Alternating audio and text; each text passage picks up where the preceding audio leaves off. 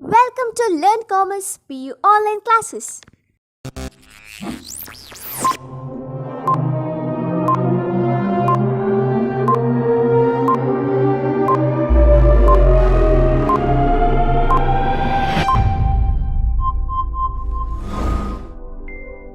Don't forget to like our video and subscribe our YouTube channel for all the updates. Hello my dear students, in this class we are going to discuss about the last element of directing, that is communication. Communication is a process of transmitting information or ideas or attitudes or suggestions from one person to another. So it is a meaningful interaction among human beings.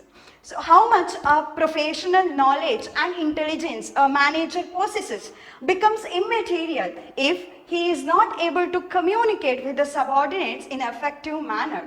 So we can say that directing abilities of a manager mainly depends upon his communication skill. The word communication is derived from the Latin word communis, which means common. So according to Harold Unz and Hayes Bayrich, communication is a process of information or the transfer of information from the sender to the receiver, with the information being understood by the receiver. So, transfer of information or transmitting information or ideas or views, feelings, suggestions, orders, etc.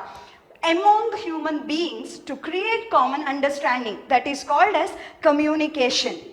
So communication begins with the person called sender who has some kind of information and he needs or wants to share that information with another person called receiver. So here is a big question is that how does an idea get from the sender to the receiver? To give answer to this question, we need to understand the process of communication or the elements of communication process. There are several communication elements are there. We need to understand that concepts. So first one is sender. So first element of communication process is sender. Sender is a person who conveys his thoughts or ideas or suggestions to the receiver. He or she is considered as the source of communication. Sender is a person who has some kind of information and he wants or needs to share that information or suggestion with another person. So he is considered as, or sender is considered as the main source or the beginner of that communication. And the next one is message. Message is the content of an idea or suggestion or some information or attitudes which are intended to be communicated with the receiver. So message. And the encoding. Encoding is a third element of communication. It is transfer of converting the message into the communicate is a process. Encoding is a process of converting the message into communication symbols such as words, pictures, gestures, etc. We can use to express our feelings or suggestions by using different words or pictures, or sometimes we can use some gestures also to communicate with another person. So that is the process of converting the message into communication symbol is called as encoding. The next one is media. Media is a path or channel through which the communicated encoded symbols can be transmitted to the receiver. So media is a path through which the communicated or encoded symbols are communicated with the receiver. The different channels or medias are used while communicating, such as through face-to-face communication or through phone call, or we can use some internet. Internet to communicate with another person. That is what media. Decoding. Decoding is the process of converting the message. Once the media has been transmitted the message that was in the encoded format, that should be decoded. So it is a process of converting the encoded symbols of the sender in which a receiver can understand. So receiver is the person who receiving the information. Say for example, here I am sharing some information with you people. So here I am considered as the sender of information. You people are the receiver of information who is receiving the information which is sent by the sender. That person is called as receiver. And the next one is feedback. Feedback flows from the receiver to the sender. It indicates all the actions of the receiver, indicating that whether he is received or understood the message of the sender. That is feedback. So noise also element of the communication process. So noises are some obstructions or hindrances to the communication process. So many times some of the obstructions may take place. It may cause to the receiver or the message or the sender. So some of the examples are there for the noise. What kind of noises may hindrance to the receiver or to the sender or to the message? The first one is ambiguous symbols. Ambiguous symbols that could lead to faulty encoding.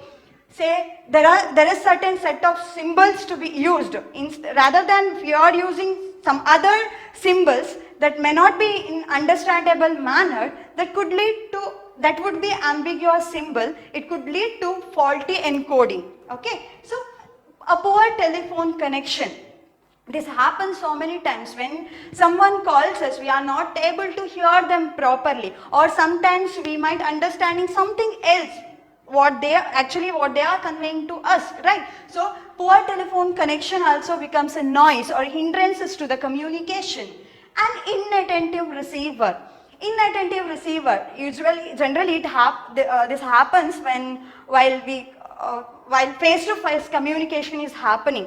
So we are saying something, but the receiver is not able to receive what I am saying because he is not in the mood to receive, or else he is not paying attention to the sender. So because he is thinking something else.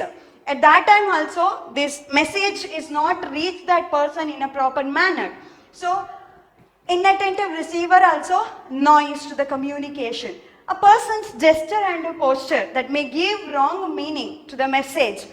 Always a person's gesture and posture also represents his behavior. When we are giving some kind of instructions or giving orders, our posture or gesture seems a gesture, or when we are requesting someone, our gesture is different, right? So our person's gesture and posture also represents his behavior. So a wrong gesture or posture may give wrong message to the receiver, to the message or to the sender. So these all are the elements of communication process. See, sender sends the message to the receiver. It may include some content or ideas or suggestion to the receiver by using proper channel in proper encoding process. By proper encoding process, receiver receives the message by proper decoding, and receiver sends the feedback again to the receiver whether he is received that message or understood that message. So for this process, for this communication process, some of the noises may considered as hindrance or obstruction. So when some noises are there while communicating, it may affect to the encoding process, like faulty encoding and all. So this is the process of communication, elements of communication process. Sender sends message to the receiver through proper channel, and receiver sends the feedback to the sender.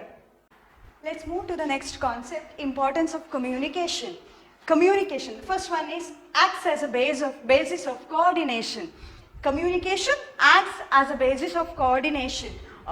In the organization, manager needs to maintain a cordial relationship within the human beings, right? So proper communication only helps the manager to maintain unity among the different individuals. So a proper communication, through the proper communication, manager can maintain coordination. Through that, organization can achieve its predetermined goals. So it acts as a basis of coordination. Helps in smooth working of an enterprise. See, communication is very important. If there is not flow of communication does not flow between the department and the different human beings within the organization, then subordinate and management relationship is not in a good position, then work would not get hampered, right? So in order to maintain a smooth flow, in order to maintain the smooth flow of the activities and all, manager needs to build a healthy relationship within the organization by proper communication. Effective communication only helps the management for the smooth working of an enterprise. Say when there is a proper communication between subordinate and management is possible, then all functions, other activities relates to the management is possible. Acts as a basis of decision making. Communication helps the manager to take correct decision at a correct time or at the right time, because your manager is motivating the subordinates for the development of an organization's overall activities and all. So he collect the information or suggestion from his subordinates to take the final decision, correct decision. So he can collect the needed information from the subordinates, then he can take correct decision at the right time. So proper communication helps the manager to take a proper decision for the survival purpose. His decision is based on his decision, organization success is stands. So that's why communication, proper effective communication helps the manager to take a correct decision about the activities of the management. Increases managerial efficiency. Communication increases the efficiency of overall activities of the management, because manager needs to communicate with the subordinates in an effective manner. He needs to motivate his subordinates for the overall development of his performance. That performance improving that performance is help the organization for the overall development. It may help the subordinates to increase his production or his efficiency, whatever it may be. So to increase overall managerial efficiency, manager need to adopt the proper communication skill. He should have the proper communication skill, then he can motivate the employees for improving their performance, to improve their performance. So proper communication is very helpful to improve overall managerial efficiency within the organization. When a manager is able to communicate with his subordinates in an effective manner, that itself is considered as he can manage the organization in an efficient manner. Promotes cooperation and industrial peace. In an organization, a work environment is a proper work environment is required to handle to the subordinates, right? So subordinates need to work in an enthusiasm manner, because they need some good work environment within the organization. So when industrial peace can be maintained within the organization, when there is a mutual understanding between the different departments or between different individuals, then only in an organization industrial peace can be maintained. So mutual cooperation, proper communication helps the manager to maintain proper coordination among different individuals between different departments. Through that manager can maintain industrial peace within the organization. So to achieve the organizational objective, predetermined goals of the organization, there should be a industrial peace. to maintain industrial peace, there is required proper coordination among different departments. It may be between the subordinates and the management. When there is a proper mutual understanding is there, then manager successfully can maintain industrial peace. Through that, he is able to achieve the predetermined goals of the organization. Establishes effective leadership. Communication is the basis of leadership. Okay, so to a leader, proper communication is very necessary. So leader needs to motivate his subordinates in a proper manner. He needs to motivate. He needs to give instruction to his subordinates in a proper. If he have proper communication skill, he can manage all these functions. Okay, so effective leader need to have a good communication skill, because he need to communicate with his subordinates and he need to motivate his subordinates in an effective manner to achieve the predetermined goals or to improve the personal performance of an subordinate. So for the motivation purpose, to give an instruction purpose, manager or the leader needs to have proper communication skill. So communication helps the manager or leader to manage the group in effective manner. Boost morale and provides motivation. In an organization, a leader need to motivate his subordinates, right? So he need to boost his morale or integrity or the honesty to the achievement of organizational goals. An individual leader needs to motivate the subordinate to intersect his personal interest with the organizational interest, because that process helps the management for the overall development of its predetermined goals. So a leader need to have proper communication skill to boost up the morale or the honesty of the employees. Through that, communication also helps to provide the proper motivation to the subordinates to improve overall his performance. That improving his performance helps the management to achieve its predetermined goals. Thank you.